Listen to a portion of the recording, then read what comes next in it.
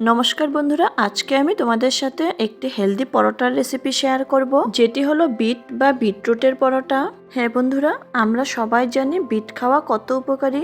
সেই বিটরুট দিয়ে যদি সকালে ব্রেকফাস্টটা বানিয়ে নেওয়া যায় তাহলে তো সেটা আরও ভালো। এটি বানানোর জন্য প্রথমে প্যান একটিতে 1 চামচ তেল গরম করে 1 চামচ আদা কুচি ও 2 চেরা কাঁচা লঙ্কা দিয়ে দিলাম। এগুলোকে সামান্য নেড়ে চেড়ে নিব।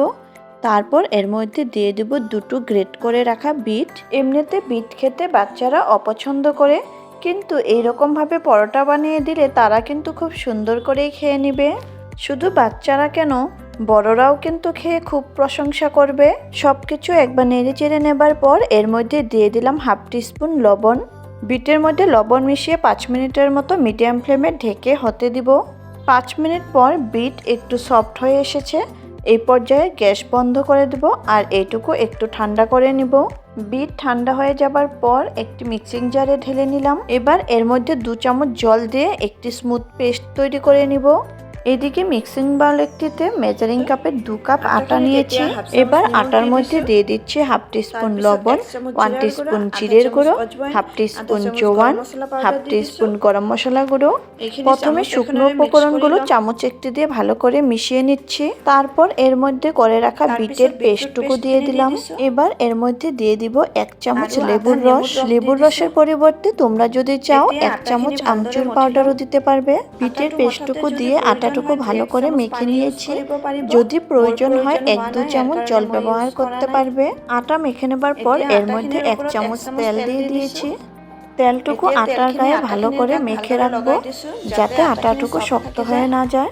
5 মিনিট পর আটার ডো থেকে রুটি বানানোর মতো লিচি কেটে নিচ্ছি। একটু আটা ছিটিয়ে পরোটাটি বেলে নিব। এখানে একটি রিকোয়েস্ট করব, যদি আমার ভিডিওটি দেখে ভালো লেগে থাকে একটি লাইক করে দিও। আর তোমরা যারা আমার চ্যানেলে নতুন করে ভিজিট করেছো, চ্যানেলটিকে সাবস্ক্রাইব করে পাশে থাকার অনুরোধ রইল। আর সাথে থাকা বেল আইকনটি প্রেস করে রাখবে, যাতে আমার দেওয়া নতুন ভিডিওর নোটিফিকেশন তোমরা প্রথমেই পাও। পরোটাটি এরকম করে বেলতে হবে যাতে বেশি মোটা থাকে না, আবার বেশি পাতলাও হয় না। গরম তাওয়া একটির মধ্যে পরোটাটি দিয়ে দিয়েছি। এক পাশটা একটু হয়ে গেলে অন্যদিকে উল্টে দিয়েছি। আর সামান্য পরিমাণে একটু তেল দিয়ে পরোটাটি ভেজে নিব। তোমরা নিজেদের পছন্দ অনুযায়ী পরোটাটি তেল বা ঘিয়েও ভেজে নিতে পারবে।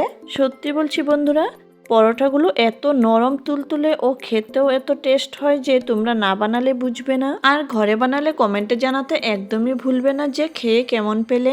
শুধু ব্রেকফাস্ট নয়, তোমরা এটা রাতের ডিনারেও বানিয়ে নিতে পারবে। একটি পরোটা ছিঁড়ে দেখাচ্ছি, তোমরা হয়তো বুঝতেই পেরেছ পরোটাটি কত নরম হয়েছে।